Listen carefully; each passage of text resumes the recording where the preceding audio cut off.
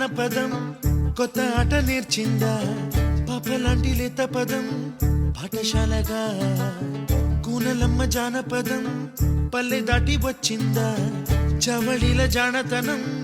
పాట చూపగా కుంచెలో దాగే చిత్రాలు